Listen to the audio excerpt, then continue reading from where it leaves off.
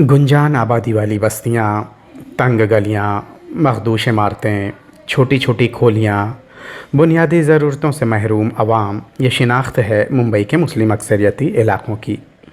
जनूबी मुंबई के मुस्लिम अक्सरियती इलाके इसकी सबसे बड़ी मिसाल हैं। लेकिन अब इन इलाक़ों में अवाम बेदार हो चुकी है, इसलिए बुनियादी हुकूक़ के लिए हुकूमत और BMC के शाना बशाना और कदम से कदम मिलाकर चलने की कोशिश कर रही है। इन्हीं कोशिशों में से एक कोशिश है इलाकाई कुतुबखानों के वजूद को दोबारा बरकरार रखने की। यहाँ एक दौर था जब हर गली, कोचे, नुक्कड़ पर कुतुबखाने हुआ करते थे।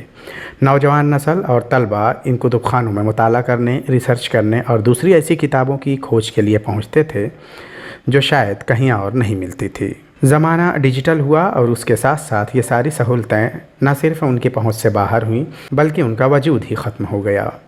कई पुराने कुतुबखानों पर या तो लोग गैर कानूनी तरीके से काबिज़ हो गए हैं या तो वो कुतुबखाने बंद हो चुके हैं। इसलिए इस इलाके के कॉरपोरेटर रईस शेख ने तालीमी माहौल को फिर से ज़िंदा करने और नौजवान नस्ल को उन कुतुबखानों की जानिब राग़िब करने की एक पहल की है।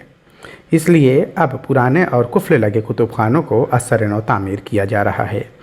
रईस शेख कहते हैं कि अगर हमें तालीम से आरास्ता होना है और अपनी मालूमात में इजाफ़ा करना है तो कुफल लगे कुतुबखानों के वजूद को ज़िंदा करना होगा ताकि आवाम और तलबा इससे फ़ैज़ उठा सकें। ये 2014-15 में मैंने एक कोशिश की थी कि मुंबई महानगर पालिका की जितनी लाइब्रेरीज़ हैं उसको ज़िंदा कर सके। मुंबई महानगर पालिका में लाइब्रेरियन की पोस्ट थी, लाइब्रेरियाँ हुआ करती थी, पर सब बर्बाद हो गई। ये लेकिन मुस्लिम इलाक़ों में हुआ। अगर आप देखेंगे मराठी ग्रंथालय के नाम से जो संस्था चलती है उसके अध्यक्ष कुछ शरद पवार है और उसको आगे बढ़ाया जा रहा है। हर साल BMC सरकार सब उनको फ़ंड देती है, लेकिन हमारे इलाकों में आप आके देखेंगे तो सारी लाइब्रेरियाँ बंद, बर्बाद। इसकी ज़िम्मेदार सिर्फ सरकार नहीं, लोग खुद भी है। अब हमने नागपाड़ा जंक्शन पे एक लाइब्रेरी शुरू की है जिसके अंदर हमने ऐसी किताबें रखी हैं जो बच्चों के नीट के एग्ज़ाम में ज़रूरी है। इस तरह से दूसरी लाइब्रेरी और हम बना रहे हैं और एग्जिस्टिंग जो लाइब्रेरीज़ हैं उनको भी हम ज़िंदा करने की कोशिश कर रहे हैं। ये बहुत ज़रूरी है। घर में पढ़ाई की जगह नहीं है, लोगों को अखबारात हर कोई अफोर्ड नहीं कर सकता।